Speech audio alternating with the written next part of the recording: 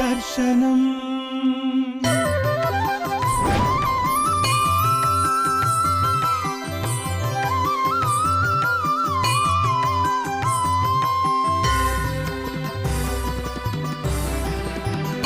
దర్శనం దర్శనం పేరులోనే ఒక ప్రత్యేకత, భగవంతుని దర్శించినంతటి అనుభూతి, ప్రపంచాన్ని ఆధ్యాత్మిక కోణంలో దర్శించినంతటి సంతృప్తి, సమాజాన్ని సదాచార సంపన్నంగా, సంప్రదాయబద్ధంగా, సకల ధర్మాలకు నిలయంగా భావించే పవిత్ర భావన, ఇన్ని విశిష్టతత్వాల కలయిక దర్శనం ఆధ్యాత్మిక మాసపత్రిక. సప్తదశ వార్షికోత్సవ సంరంభవేళ దర్శనం ప్రస్థానం అవలోకనం. దర్శనం ఆధ్యాత్మికంగా సమాజాన్ని ప్రభావితం చేసిన పవిత్ర కార్యం ప్రారంభమై 17 వసంతాల మైలురాయికి చేరుకున్నది. ఇప్పుడు సప్తదశ వార్షికోత్సవాన్ని వైభవంగా జరుపుకుంటున్నది. కీర్తిశేషులు మరుమాముల రాజమౌళి శర్మగారి ఆశయాలకి ప్రతిరూపంగా వారి ఆత్మజులైన సోదరద్వయం దత్తాత్రేయ శర్మ, వెంకటరమణ శర్మల నిర్విరామ కృషి, నిత్య చైతన్య స్ఫూర్తి దర్శన వికాసానికి దోహదం చేసింది. ఎందరో మహనీయులైన విద్వాంసులు, కవులు, రచయితలు, కళాహృదయులు సమాదరించగా ఆధ్యాత్మిక సాహిత్య జగత్తులో తనకంటూ ఒక విశిష్ట స్థానాన్ని దర్శనం పదిలపరుచుకున్నది. ఇంతటి పురోగతికి దోహదం చేసిన పత్రికా ప్రస్థాన చరిత్రను తెలుసుకోవలసిన అవసరం ఎంతైనా ఉంది. నేడు పత్రికలు నడపడం అంటే చేతులు కాల్చుకోవడమే. పెద్ద పెద్ద పత్రికలు సైతం నిలదొక్కుకోలేక వెలవెలబోతోన్న నేటి కాలంలో ఒక ఆధ్యాత్మిక మాసపత్రిక 17 సంవత్సరాల పాటు పాఠకులతో అభిమానంతో చదివింపజేసిన ఘనత దర్శనంకి దక్కుతుంది. కేవలం పత్రికను నడపడమొక్కటే కాదు, సమాజంలో ధార్మిక క్రియాకలాపాలకు చేయూతనందించడం, సనాతన సంప్రదాయాలను ప్రతిబింబించే కార్యక్రమాలకు రూపకల్పన చేయడం, అందరిలోనూ సద్గుణ సంపత్తిని పెంపొందింపజేసే సత్కార్యాలను ఆచరింపజేయడం వంటి బాధ్యతలను సైతం దర్శనం సమర్థవంతంగా నెరవేర్చింది, నెరవేరుస్తున్నది. సర్వతోముఖంగా ఆధ్యాత్మిక ప్రపంచంలో ముందుకు సాగుతూ ఎందరికో మార్గదర్శనం చేస్తున్నది. పవిత్ర భారత భూమి వైదిక ధర్మాలకు నిలయం.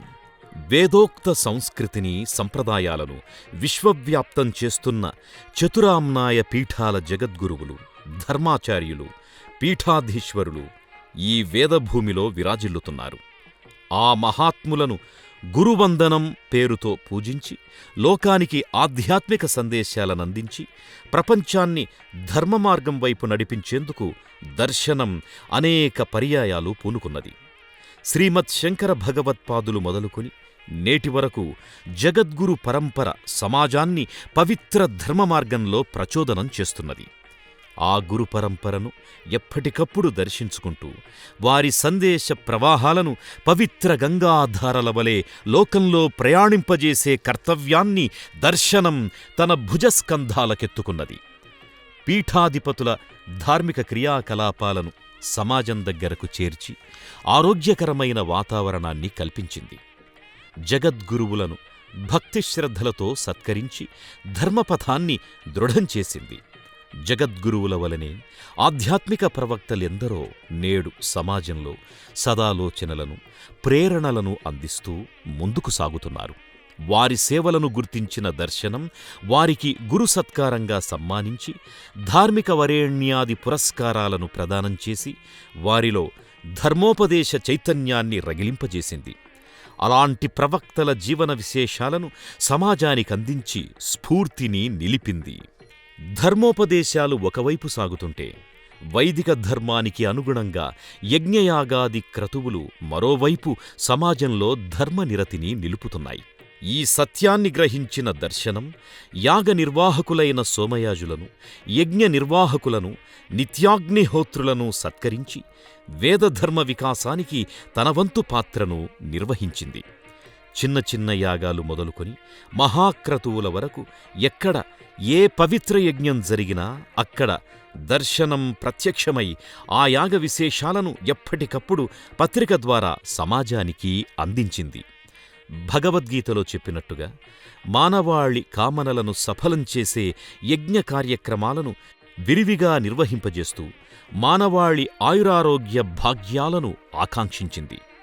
ఉపనిషత్తులు, ఇతిహాసాలు, పురాణాలు సమాజంలో హితమయమైన జీవన విధానానికి నాంది పలుకుతున్నాయి. మనిషి ఎలా జీవించాలో, ఎలా జీవించకూడదో తెలుపుతున్నాయి. పురాణేతిహాసాలే లేకుంటే సమాజం పెడదారులు పట్టే ప్రమాదముంది. నైతికంగా, నాగరికంగా, త్యాగమయంగా బ్రతుకును గడిపేందుకు సంప్రదాయ సాహిత్యం అపరిమితంగా దోహదం చేస్తున్నది. ధర్మార్థ కామమోక్షాలు అనే చతుర్విధ పురుషార్థాలను సాధించాలి అంటే ధర్మబద్ధ జీవనం ముఖ్యం. దానికి వలసిన సాహిత్యాన్ని కథల రూపంలో, వ్రతదీక్షల రూపంలో, పండుగల రూపంలో అందరికీ తెలుపుతూ దర్శనం ప్రయోజనాత్మక పాత్రను నిర్వహిస్తోంది. తీర్థక్షేత్రాలలో, ధార్మిక సంస్థలలో జరుగుతోన్న భక్తిమయ సేవలను ఎప్పటికప్పుడు వ్యాసాల రూపంలో లోకానికందిస్తూ ప్రత్యక్షంగా దర్శించుకోలేని వారికి ఇంటినుంచే పరోక్షంగా దర్శింపజేసి లోకానికి మహోపకారం చేస్తున్నది.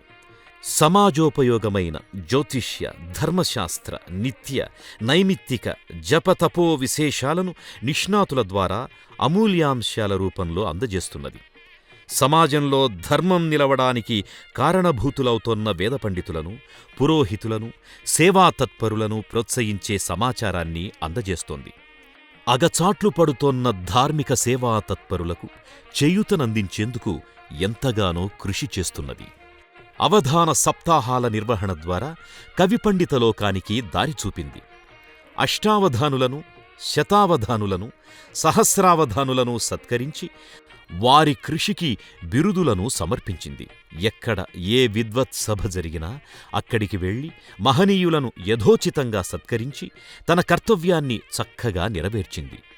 ధార్మిక సేవా తత్పరులై సమాజోన్నతికి కృషి చేస్తున్న దాతలను, ధార్మికులను విశేషంగా సత్కరించి ధర్మం నిలిపేందుకు దారులు వేసింది.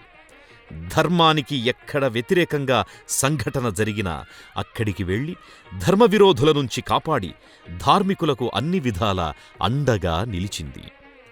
వేదాలు మొదలుకొని నేటిదాకా ఎక్కడ ఏ శ్రేయస్కరమైన సాహిత్యం వెలువడినా దానిని ప్రోత్సహించడం, ప్రచారం చేయడం ద్వారా ఆధ్యాత్మిక పరిమళాలను శాశ్వతంగా నిలిపేందుకు తీవ్రంగా కృషి చేసింది. నేటి సమాజంలో యువత పాశ్చాత్య నాగరికతా ప్రలోభాలకు లొంగిపోయి స్వీయ ధర్మాన్ని మరచిపోతున్నది.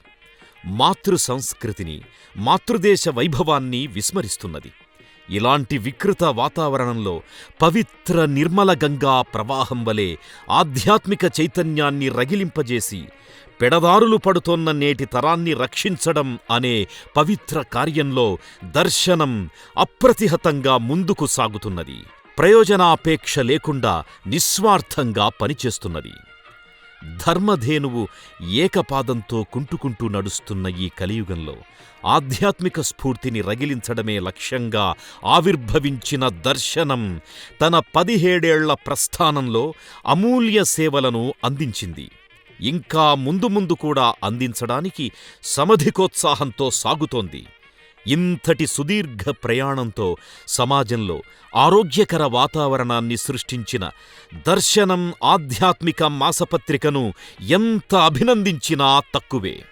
ఇంతటి విశిష్ట నేపథ్యం కలిగిన దర్శనం ఆధ్యాత్మిక మాసపత్రికను ఇంకా ఎక్కువ సంఖ్యలో పాఠకులు ఆదరించవలసిన అవసరం ఎంతైనా ఉన్నది. 17వ వార్షికోత్సవ శుభవేళ దర్శనం మాసపత్రిక వాగ్దేవి వరపుత్ర బ్రహ్మశ్రీ సామవేదం షణ్ముఖ శర్మ గురువుగారికి సభక్తికంగా సమర్పిస్తోన్న గురుసత్కారం సందర్భంగా ఆస్తికవరేణ్యులందరి అవ్యాజ వాత్సల్యాన్ని, ఆశీరనుగ్రహాన్ని ఆకాంక్షిస్తోంది. దర్శనం అప్రతిహతంగా పురోగమించాలని కోరుకుందాం. జయహో దర్శనం! జయ జయ హో దర్శనం! తన ఖ్యాతిని దర్శనం తనే ఇనుమడింపజేసుకుంది. తన గౌరవాన్ని తానే పెంచుకుంది. ఈరోజు దర్శనం నిజంగా ధన్య దర్శనమైంది. అందుకు దర్శనం సంపాదకులకు నా అభినందనలు. దర్శనం పత్రిక అత్యంత ఉపయుక్తమైనటువంటి సమాచారాన్ని మన ధర్మానికి ఏమాత్రం వ్యత్యాసం రాకుండా ఉండేటట్టు జనులకు ఆ ధర్మ విషయకమైన సమాచారాన్ని అందిస్తూ ఉన్నది. ఆ దర్శనం పత్రిక చేసే కృషికి నేను చాలా సంతోషించాను. వారి కృషిని అభినందిస్తున్నాను. అందుకే వారు తమరు హైదరాబాదులో ఉన్నప్పుడు, భాగ్యనగరంలో ఉన్నప్పుడు ఒక సార్వజనిక సభను మేము ఏర్పాటు చేస్తాం, తమరు వచ్చి ఆ సభలో మాట్లాడి వచ్చేటటువంటి భక్తులకు ఆశీర్వదించాలి అని అన్నప్పుడు నేను సంతోషంతో అంగీకరించాను.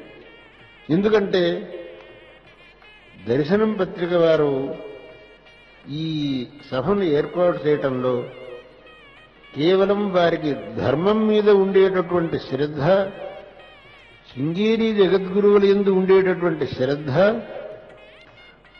అనేక మంది భక్తులకు జగద్గురువుల వారి యొక్క సందేశాన్ని వినిపించాలి అనేటటువంటి ఆసక్తి, అవే వారి యొక్క ఈ ప్రార్థనకు కారణములు అనేటటువంటి దాన్ని నేను గ్రహించి, తప్పకుండా చెయ్యండి మీ కార్యక్రమం, నేను వచ్చి ఆశీర్విస్తాను వచ్చాను.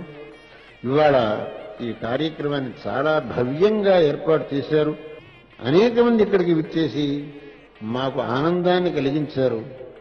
మీకందరికీ నా యొక్క పరిపూర్ణమైన నారాయణ స్మరణపూర్వక ఆశీస్సులు తెలియజేస్తున్నాను. మళ్ళీ వీలైనంత త్వరలో భగవంతుడు హైదరాబాద్ రావడానికి అనుగ్రహం చెయ్యాలని భగవంతుడిని ప్రార్థిస్తూ మీకందరికీ మరొక్క మారు ఆశీస్సులు తెలియజెబుతూ, విశేషించి దర్శనం పత్రిక యాజమాన్యానికి ప్రత్యేకమైన ఆశీస్సులు అందజేస్తూ ఈ భాషణాన్ని ఇంతటితో ముగిస్తున్నాను. హర నమః పార్వతీపతయే, హర హర మహాదేవ. దర్శనం